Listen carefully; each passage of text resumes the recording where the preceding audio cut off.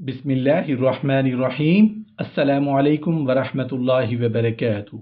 سورۃ الفاتحہ کی فضیلتیں۔ جنت کے 8 دروازے ہیں۔ کوئی بھی انسان جب نماز میں قیام کی حالت میں اللہ تعالیٰ کی ثنا بیان کرتا ہے تو اس پر جنت کا پہلا دروازہ باب المعرفت کھول دیا جاتا ہے، اور جب وہ تسمیہ پڑھتا ہے تو ذکر الہی کی برکت سے باب الذکر بھی کھول دیا جاتا ہے۔ اس کے بعد وہ سورۃ الفاتحہ یعنی الحمد للہ رب العالمین کہہ کر شکر ادا کرتا ہے تو اس کے لیے باب الشکر بھی کھول دیا جاتا ہے۔ جب بندہ الرحمن الرحیم کہہ کر اس کی رحمت اور مہربانی کی امید کرتا ہے تو اس پر باب الرجا یعنی امید کا دروازہ کھول دیا جاتا ہے۔ اس کے بعد وہ مالک یوم الدین کہتا ہے، اور جزا اور سزا کے ذکر سے اس کے دل پر خوف طاری ہوتا ہے تو اس کے لیے باب الخوف کھول دیا جاتا ہے۔ پھر وہ ایاک نعبد و ایاک نستعین کہہ کر خلوص دل سے اللہ تعالیٰ کی عبادت اور استعانت کا طالب ہوتا ہے تو اس پر باب الاخلاص بھی کھول دیا جاتا ہے۔ جب وہ اہدنا الصراط المستقیم کہہ کر راہ ہدایت پر ثابت قدم رہنے کی دعا مانگتا ہے تو جنت کا 7واں دروازہ باب الدعا بھی کھول دیا جاتا ہے۔ اور جب وہ صراط الذین انعمت علیہم غیر المغضوب علیہم ولا الضالین کہتا ہے اور نیک بندوں کی رفاقت اور پیروی کا طالب ہوتا ہے تو اس پر جنت کا 8واں دروازہ باب الاقتداء بھی کھول دیا جاتا ہے، اور اسے گمراہوں کے شر سے پناہ عطا کر دی جاتی ہے۔ اگر بندہ سورہ فاتحہ کی آیات کو جنت کے مذکورہ دروازوں سے متعلق سچی طلب کے ساتھ تلاوت کرے اور خلوص دل سے آمین کہے تو وہ ضرور اس سورت کی برکتوں کا مستحق ہو جاتا ہے۔ اگر وہ سورہ فاتحہ کی روحانی تعلیمات کو اپنا صراط مستقیم پر گامزن رہے اور اس کا نفس فرما بردار ہو کر نفس مطمئنہ قرار پاتا ہے اور وہ اس بشارت قرآنی کا مستحق ہو جاتا ہے۔ سرکار دو عالم صلی اللہ علیہ وآلہ وسلم نے فرمایا، کیا میں تمہیں قرآن کی سب سے عظیم صورت نہ بتا دوں؟ وہ یہ ہے الحمد للہ رب العالمین یعنی سورہ فاتحہ۔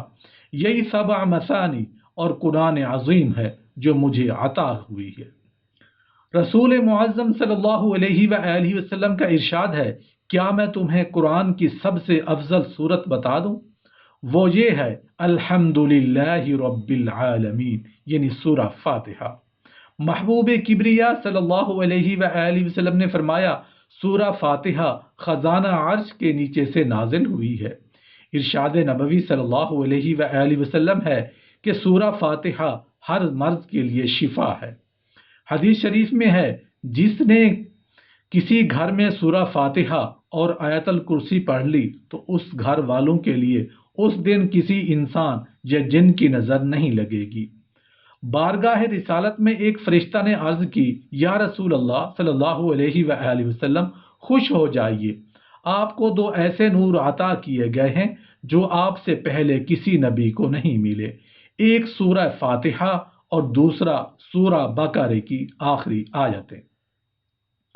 صحابہ کرام بچھو کے کاٹنے اور مرگی کے مریض پر سورہ فاتحہ پڑھ کر دم کرتے تو مریض اسی وقت تندرست ہو جاتا۔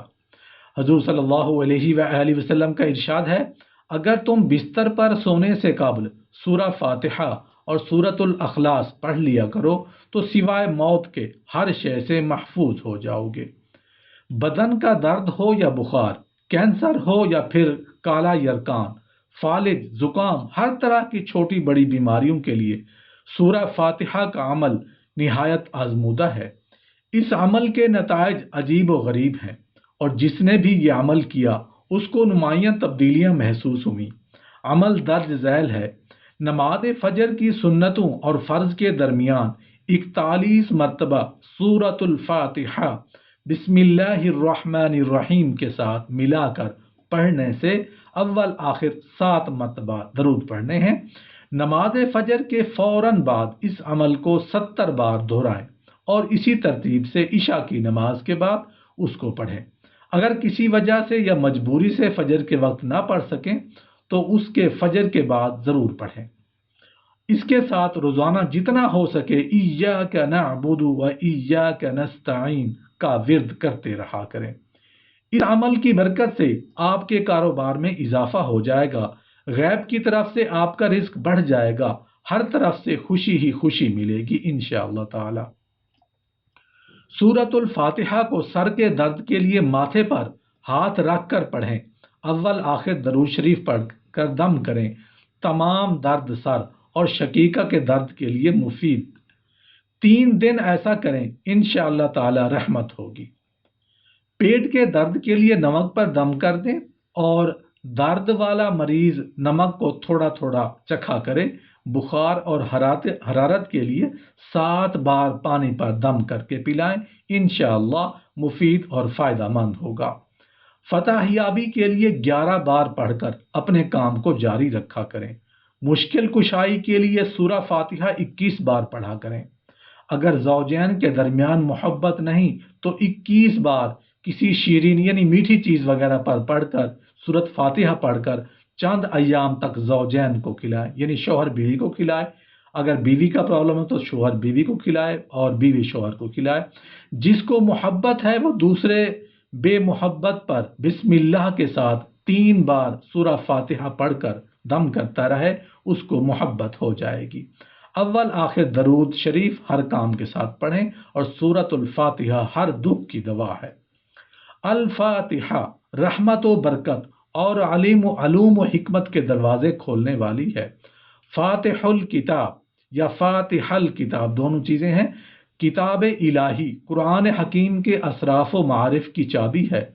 उम्मुल कुरान कुरान करीम की मज़ामीन का खुलासा और माखुज है। सबआ मसानी बार बार पढ़ी जाने वाली 7 आयतें हैं। सूरतुल अलहम्द अल्लाह ताला की हम्दो सना और मनाजात वाली सूरत है। सूरतुल कनज फ़ज़ाइल व बरक़ात और इसरार व रमूज़ का ख़जाना है। सूरतुल शफ़ा तमाम जिस्मानी और रूहानी अमराज की दवा है। अब्दुल मलिक बिन उमैर हुज़ूर सल्लल्लाहु अलैहि वसल्लम का इरशाद नकल करते हैं कि सूरा फातिहा हर बीमारी से शिफा है। हदीस शरीफ का मफ़हूम है कि सूरा फातिहा सबसे अफजल सूरत है।